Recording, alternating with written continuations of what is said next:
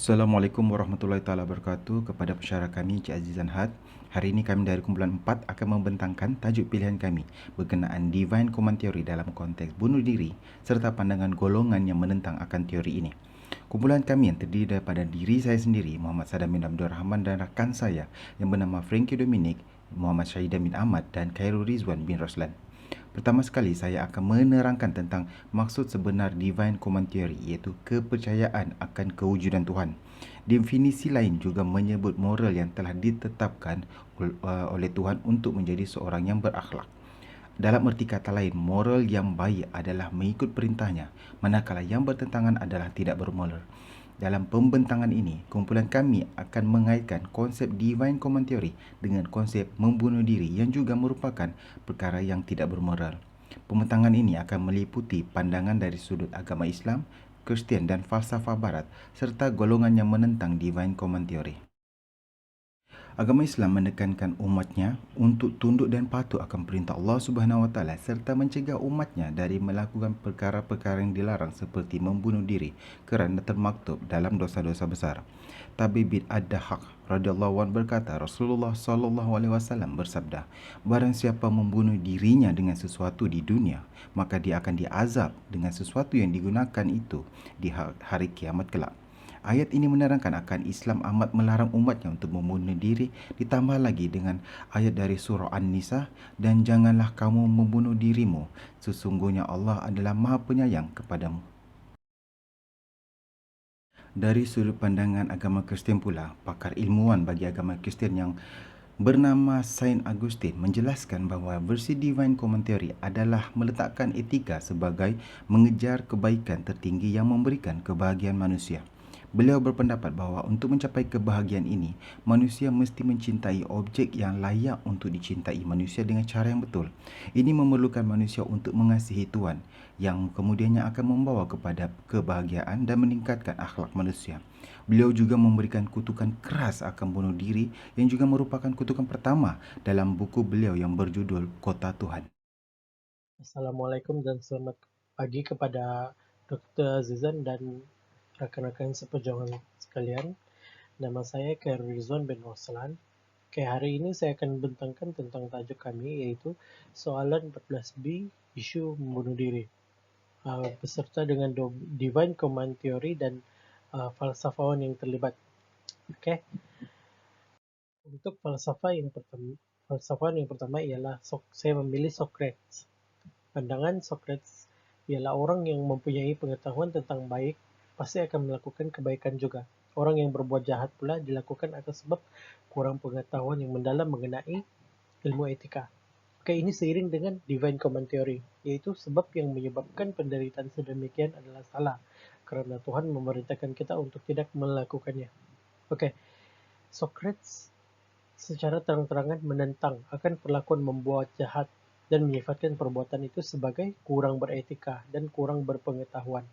Ini sejajar dengan isu dalam konteks bunuh diri sebagai salah satu aktiviti yang tidak bermoral.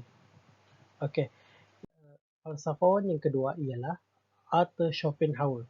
Arthur Schopenhauer ini berpendapat bahawa adalah lebih baik daripada kewujudan. Namun, bunuh diri bukanlah jawapannya.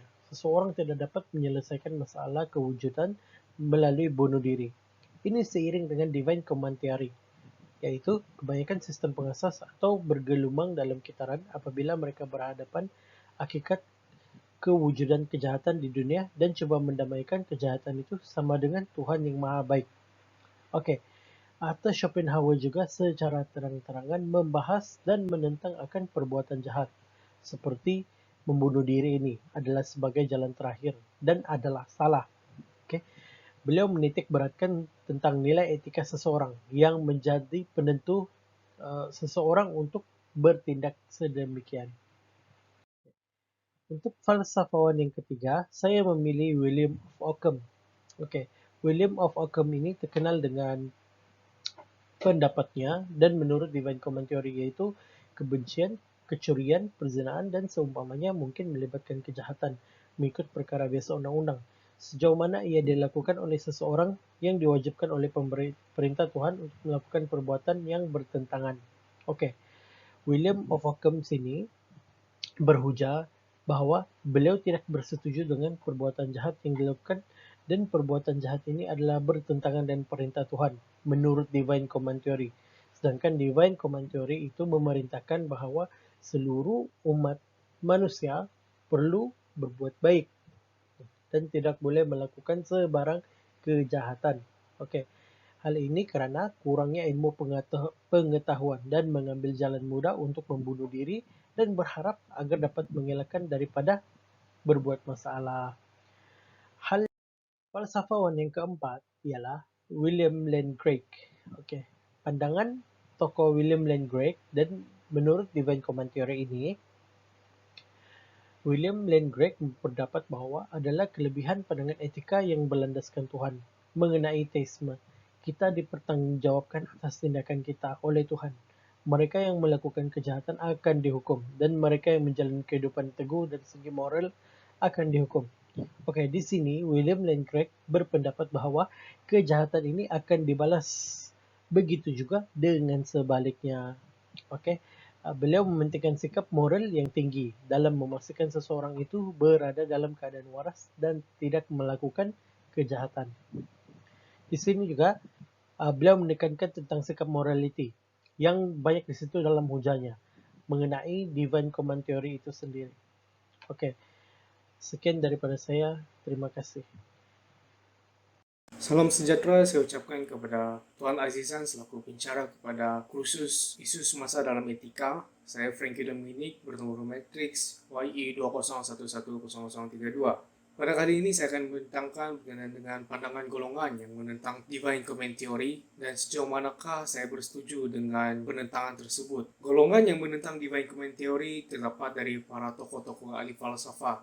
Antara salah satunya ialah Kai Nielsen. Beliau menjelaskan bahwa beliau menentang Divine Command Theory dan menyokong pandangan bahwa moral tidak boleh bergantung kepada kehendak Tuhan. Dalam hujah beliau, terdapat dakwaan bahwa agama dan moral secara logiknya adalah bebas. Namun demikian, Kai Nielsen mengakui bahwa ia mungkin disebabkan belas kasihan yang diterima oleh orang ramai. Maka dengan itu, mereka turut mematuhi perintah mana-mana pihak berkuasa termasuklah Tuhan. Walau bagaimanapun, ini tidak membawa maksud ketaatan seseorang individu tersebut adalah wajib dari segi akhlak. Beliau menyatakan bahwa etika dalam Divine Command Theory tidak seharusnya bergantung kepada Tuhan, malah sebaliknya hanya untuk mengekalkan bahwa Tuhan diperlukan untuk kewujudan moral, yaitu memenuhi kehendak moral yang berpanjangan. Antara tokoh lain yang menentang Divine Command Theory ialah Thomas Aquinas. Beliau lebih menekankan kepada hujahnya yang mendalam berkaitan dengan morality. Hujah beliau yang menyatakan perintah Tuhan adalah untuk membantu kita melihat apa yang sebenarnya betul atau salah, dan hujah beliau turut menyatakan bahwa ia berkait rapat dengan dilema Euthyphro, di mana ajaran Euthyphro adalah berkait dengan arahan dan kehendak Tuhan. Sebagai contohnya, jika Tuhan memerintahkan sesuatu karena ia betul, maka perintahnya tidak membenarkan kita untuk melakukan, tetapi hanya memberitahu apa yang sebenarnya akan berlaku di masa akan datang sekiranya kita melakukan perkara tersebut. Antara tokoh lain yang menentang Divine Command Theory ini juga ialah Baruch Brody. Beliau berujar bahwa bantahan terhadap tindakan bunuh diri adalah wajar dalam sesetengah agama yang memperdebatkan perkara tersebut, walaupun ada pandangan dan adaian yang berbeza daripada beliau. Petikan dalam Phaedo oleh Plato yang menyatakan bahwa sometimes and for some people death is better than life, yang bermaksud kadang-kadang segelintir orang menganggap kematian adalah lebih baik daripada hidup. Namun beliau berujar bahwa hujah beliau yang menentang Plato adalah bersependapat dengan Socrates yang menggunakan pandangan liberal. Bagi pendapat saya, tindakan bunuh diri adalah tidak rasional. Hal ini karena ajaran yang berteraskan sebagai contohnya, Confucius juga menyatakan setiap manusia diberikan jangka hayat hidup, bukan untuk diputuskan atau sewenang-wenangnya dipanjangkan. Dan manusia juga perlu untuk menghindarkan diri daripada premature death atau lebih dikenali sebagai kematian pramatang. Orang yang berperi kemanusiaan adalah tenang dan sehat karena ia memberi tumpuan kepada perkara-perkara penting dalam kehidupan dan sedar akan tingkah laku akhlak yang bermoral. Sekian daripada saya. Terima kasih.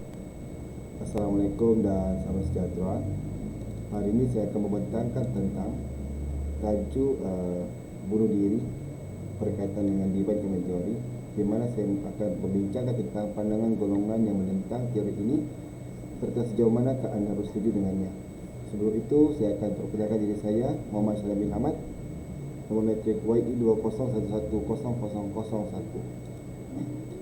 Ahli falsafah pertama yang kami dapati ialah Plato, di mana ia telah menginspirasikan satu teori dipanggil dilema Aetapeiros dalam dialognya dalam Aetapeiros. Socrates bertanya kepada Aetapeiros tentang adakah Tuhan begitu menyayangi orang yang soleh atau sifat soleh itu adalah sifat yang dicintai oleh Tuhan. Konsep ini merupakan salah satu daripada keraguan yang dalam mengambil sebarang tindakan. Seperti contoh satu lagi,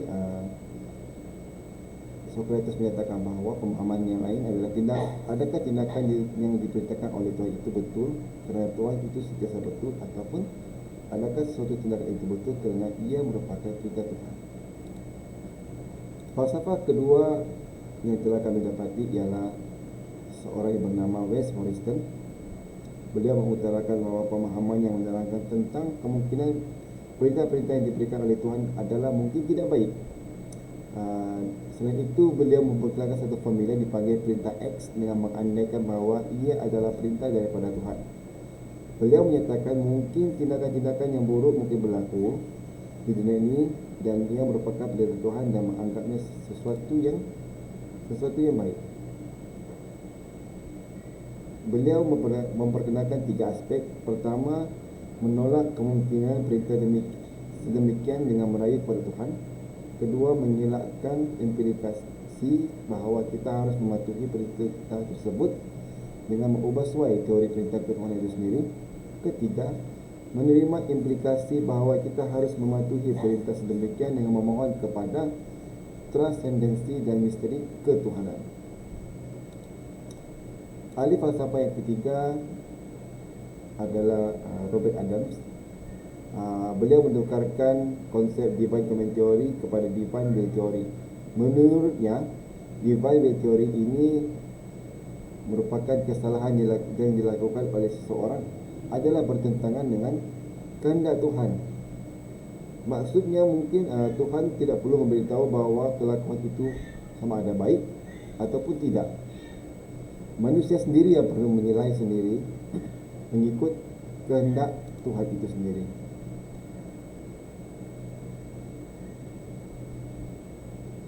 Sebagai contoh, jika Tuhan menentang terhadap penyiksaan, maka penyiksaan itu adalah satu kesalahan. Tetapi Tuhan tidak perlu memberitahu bahawa itu adalah satu kesalahan. Manusia sendirilah yang perlu memahami sendiri bahawa ia merupakan satu kesalahan.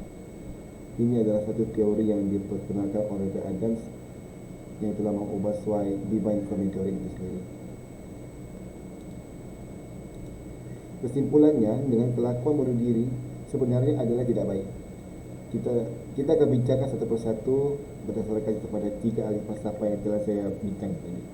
Pertama, dengan konsep dilema Aetapeiros adalah tidak terpakai kerana tidak perlu timbul keraguan akan bunuh diri itu adalah satu kesalahan kerana ia memangnya adalah salah. Kedua, formula X yang diciptakan oleh Wes Morrison itu adalah tidak relevan sama sekali. Ini kerana semestinya bunuh diri itu adalah satu kesalahan yang satu kelakuan yang tidak baik. Tidak perlulah memutarbalikkan cerita Tuhan. Hanya perlu fikir mana satu yang baik dan mana satu yang buruk. Ketiga, melalui Robert Adams juga sebenarnya tidak terpakai. Ini kerana semua yang diperintahkan Tuhan akan sentiasa membawa perkara yang baik kepada manusia. Bukan itu sahaja, Tuhan akan sentiasa mengajar satu persatu tentang mana yang baik dan mana yang buruk, dan tidak akan meninggalkan seseorang manusia itu tanpa panduan hidup yang sebenar-benarnya melalui ajaran agama dan sekaligus menjadi panduan hidup setiap manusia di dunia ini.